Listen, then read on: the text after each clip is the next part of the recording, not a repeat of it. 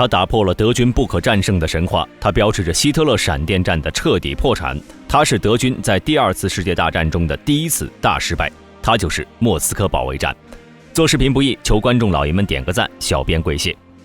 1941年6月22号清晨4点左右，苏联边境线上，纳粹德国的坦克和飞机在晨雾的掩护下，以前所未有的巨大兵力，配属了史无前例的炮群，在苏联全境发起闪电袭击。按照希特勒的讲法，他要在11月7号10月革命纪念日的这一天到红场阅兵去，他要在红场检阅他的纳粹部队。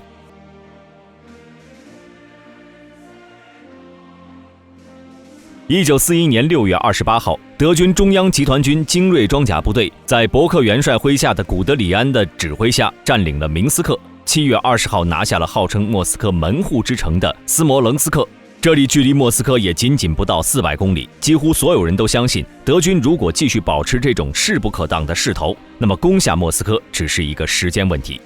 为了防止空袭，莫斯科市所有建筑物的最高处都架上了高射炮，整个城市笼罩在一片战争的氛围中。斯摩棱斯克历来就有莫斯科门户之称，有一条长约400公里的大道直接连接莫斯科，而斯摩棱斯克这一带是平原，无险可守，攻进来的德国坦克手就大摇大摆地在这条大道上钉上了路标，上面用德文写着通往莫斯科。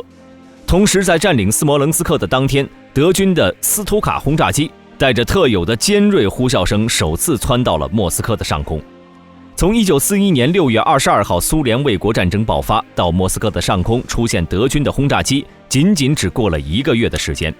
很显然，希特勒的闪电战可以说是初步得手了。可事实上，斯大林早在3个星期之前就已经得到了德军要进攻苏联的消息，但为何斯大林没有做出反应，至今还是一个谜团。但无论什么情报，德军开始进攻苏联已经成为事实，而且德军已经逼近莫斯科城下，这也是事实。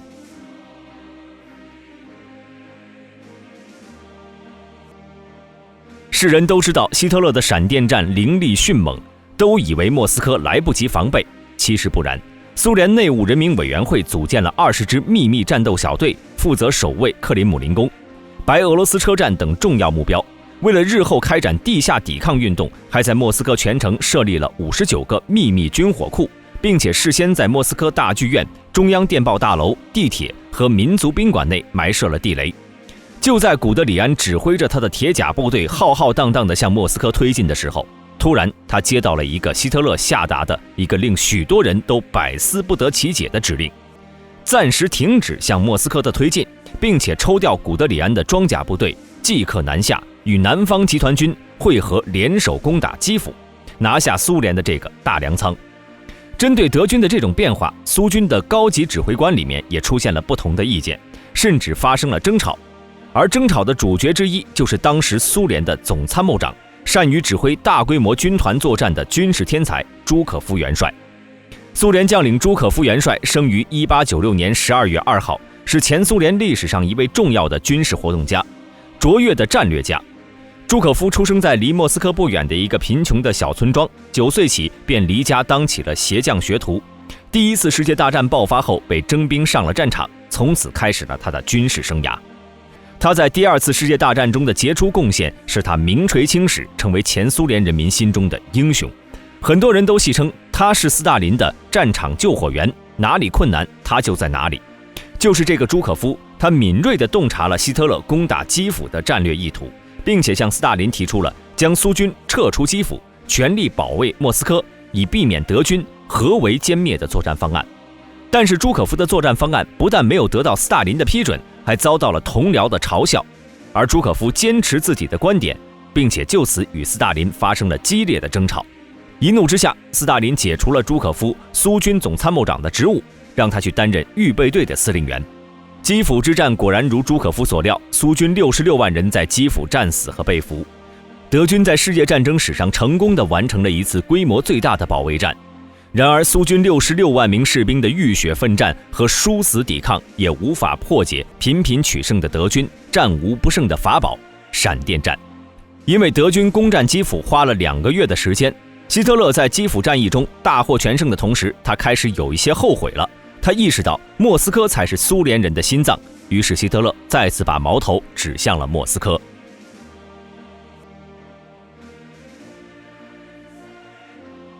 1941年的9月30号，德军的中央集团军群发起了代号名为台风的军事行动，由古德里安率领的坦克集群直指布良斯克和维亚兹马。不到3天，古德里安就占领了布良斯克战线以东200公里的奥廖尔，随后一举拿下了卡拉切夫，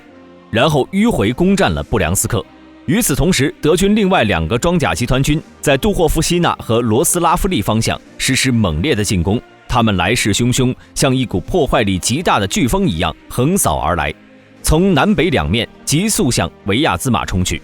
莫斯科的第一道防线已经被德军撕开了一道可怕的缺口，不到半个月的时间，几乎通向所有莫斯科的重要作战方向都展开了激烈的战斗。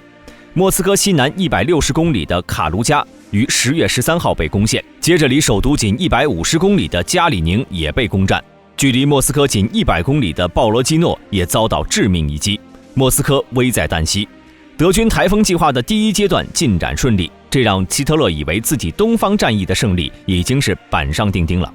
而德军的迅速推进也让斯大林想起了自己的那个倔脾气的爱将朱可夫。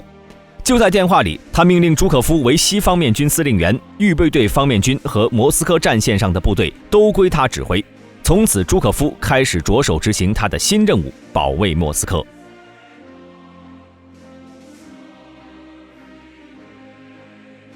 在莫斯科最危急的时候，全城人民都动员起来，誓死要与敌人死战到底。3天之内就组建了25个工人营、12万人的民兵师、169个巷战小组和数百个坦克摧毁班。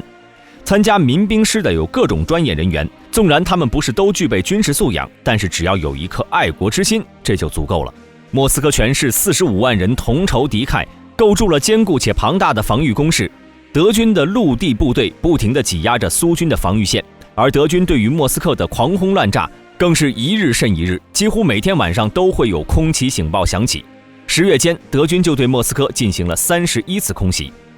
莫斯科保卫战进入到了攻坚阶段，10月底，就前沿防御线上的战斗，苏军就有60多万官兵被俘或战死，这个数字和基辅会战的数字非常接近了，占到了莫斯科防御力量近一半的兵力。就在莫斯科形势日渐严峻，城内居民人心惶惶之际，斯大林公开宣布，他和他的统帅部会与莫斯科共存亡，